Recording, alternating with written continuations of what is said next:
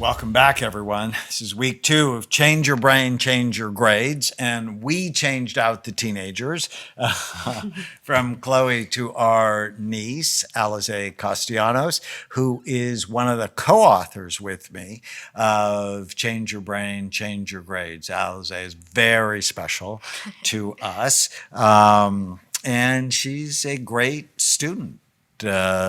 She is you may have heard us talk about, has gone through a fair amount of trials and tribulations. Yet, wherever she's been at in school has been sort of a haven for her, where she knew she could do well, she's bright, and has excelled. They moved from Oregon. Goodness, coming up on more than a year and a half now. Yeah. And she just graduated Costa Mesa Middle School, virtually with straight A's. She was the graduation speaker. She won 3 subject awards. They love her there. She's enrolled at early college, so be able to do basically high school and early college at the same time. And none of this was in a family environment that was easy. Yeah, most people would have said that it was that the cards were stacked against you. So we're really proud of you, Alize. And I don't know how. I don't want to make you uncomfortable. I don't want to have you talk about anything you don't want to talk about. But I think your story is motivating to a lot of people. So anything you are okay talking about would be really great. Alize's story is it's hard. She has a hard story growing up, and they moved around a lot. I don't want to tell details, but she was in foster care. We helped get you guys down here and out of foster care. And even that, when you first came down here, was painful and hard because it was just another move. And I remember you breaking down and saying, but how do I know they're going to stay around? How do I know they're going to stay? That was your feeling about people in your life. I don't know how long we're going to be here. They're probably not going to be in my life that long. It took a while for you to turn that around. Yeah, you're stuck with us. But you still did well in school. And that to me is fascinating. So even in foster care, you did well in school. And that's mind-blowing, actually, because I think a lot of people would give up. So as you think about it, why do you think? Where did you find that strength? I feel like school was the one place that I knew that I was in control of at that time. But also just I've always loved learning. And when I was able to really apply these habits they're in the book, but just things like that, and I saw the success that I was getting out of it, that just made me feel really good, And I've always kind of looked to the future. I've had a mind like that, and it's like, do I always want to be in this situation? No. I want to do better than this. I want to be beyond this, And so it's like, okay, well then how do I get there, And it's like setting those goals for yourself, which we talk about in the book. It's like, and you've taught me this before, where it's like, okay, what do you want? Where do you want to go? Now, how are you going to get there? Like, how is your behavior going to get you there? How are your thoughts going to get you there? How's your actions and stuff like that?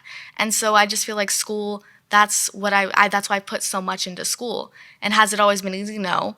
There's been times where I've missed a lot of school because I had to take care of my mom. I had to skip school because I was like pretty much on the run with my family, And there's been times where it's just been crazy, where my home environment has been so stressful that it's so hard to focus on school. But I just feel like school's so important, and if you really put a lot into it, you'll get that same out, So it's those 3 words we talk about. Does it fit? Does my behavior fit the goals I have for my life? And one of the exercises in Change Your Brain, Change Your Grades is the one-page miracle, which we talk about a lot. And I think I talk about it a lot because it's so important to tell your brain what you want so your brain can help you get it. But it's really defining, what do you want in your relationships? What do you want in school? What do you want in work? What do you want for your money?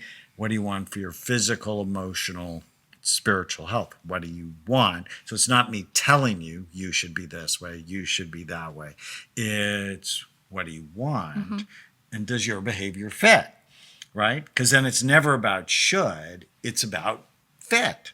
Does it fit what I want? Well, and we're just so proud of you. I mean, I think so many people would just give up and just feel like there's no hope for me. And I think a lot of people do. And so your story is inspiring, I think, to a lot of people who, and we're not going into detail. The story's hard, okay? It's been hard. And yet you have managed to be this ray of sunshine. Literally, just a ray of sunshine, and sweet and kind, and our teachers love her, and that's sort of mind blowing when you really think about it. So you choose to do that every day. Now, I've seen the other side. I've seen this girl break down when she gets home. So we've worked with you a lot on killing the ants, right? We talk about killing the ants, the automatic negative thoughts, because you hold it together at school, and then you would get home and sort of Let's fall do apart. a whole lesson Yes. on that next time. Okay. But for this one, let's really focus on clarity of goals. That if you're going to change your brain to change your grades, the first thing you have to do is know what you want. Definitely. So as you look at your life, getting ready to go into ninth grade, well, what do you want?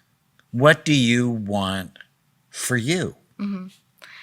Like for me, I know that when I look to high school, I want it to be a very bright experience. I want to get a lot out of it. I want to be a social person. I want to be balanced. Obviously, that's one of my biggest goals because I know what it's like to be unbalanced. So I know the polar opposite of that. And so that's why I can't stress that enough, being balanced. And I want to be successful. I want to strive and I want to thrive in high school. I want to be able to set myself up for success in the future.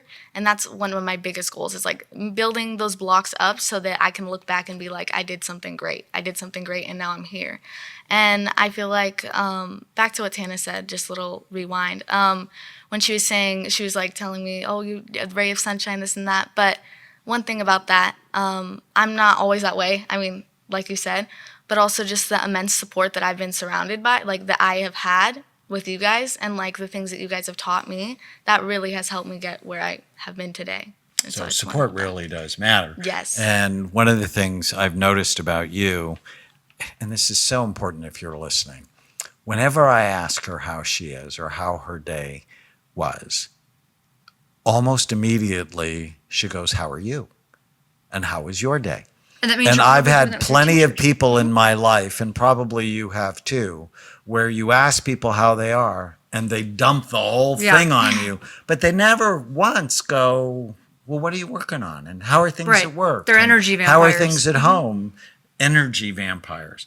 And so I've noticed both you and your sister and your mother, as soon as I ask you how you are, you'll tell me, and then you'll be interested in me. So You ping pong. relationships That's how conversations should be. naturally go both ways.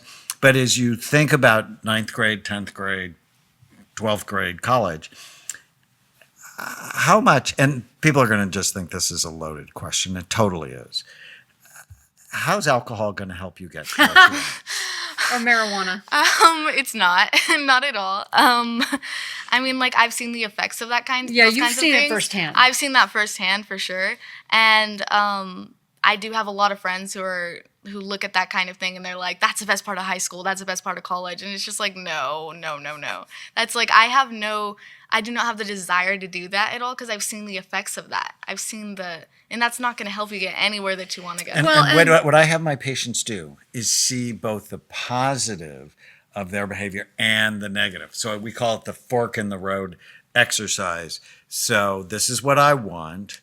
If I do this, yes, it might be fun in the moment, but it could be a disaster because drug and alcohol abuse has a genetic component to it. And this is really important because your mother, my sister, we're very, very different in a lot of ways. And she's one of the sweetest people, funniest people you'll ever meet.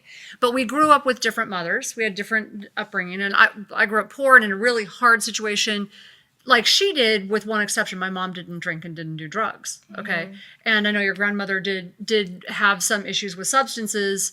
And that affected your mother. And what's interesting is teaching them what you just said really early makes a difference. Because when your mother's now sober, which we're so proud of her. I had a conversation with her. And I'm writing my new book right now, and I'm writing some things about the past that were hard for me to write. And I was talking to your mother about this, and I said, so I'm confused. How, when you first decided to try drugs, what part of you decided, oh, cocaine or meth or whatever it was that you were trying, what part of you, wasn't there one part of you that said, this is a bad idea? She's like, nope. I never even thought that. Never crossed my mind. The only thing I thought of is, what can I try next? And I was like, what? Because she was never taught. She was never taught. She was actually modeled the opposite. She was modeled that drugs are good. But they're also fine. the model came with chaos. And So we have to teach we you. have seen Exactly. your brain, Yes. and your brain is vulnerable. It can't tolerate a You lot don't have a big reserve. nonsense. And so very few people get the privilege of actually seeing their own brain and knowing, I need to take care of this. And Because what's if I don't mind-blowing take is care that in of it, spite of having a vulnerable brain, she's that a means you were superstar. working really hard. You were determined. Definitely. And that's really interesting. All right. When we come back, we're going to talk about ants and learning, how important they are to go together. Automatic negative thoughts that steal your soul, steal your happiness. You can get a free copy of Change Your Brain, Change Your Grades, autographed by the three of us. If you enter the raffle, go to brainwarriorswaypodcast.com, leave a comment, a question, a review, and in the subject line, put Change Your Brain, Change Your Grades raffle, and we will enter you. And every day, we're going to give away a new book. Stay with us. If you're enjoying the Brain Warriors Way podcast, please don't forget to subscribe so you'll always know when there's a new episode.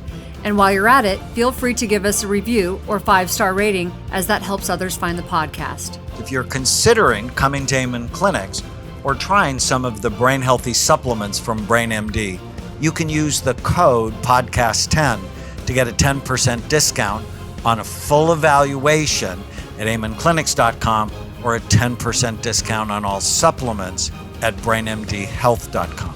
For more information, give us a call at 855-978-1363.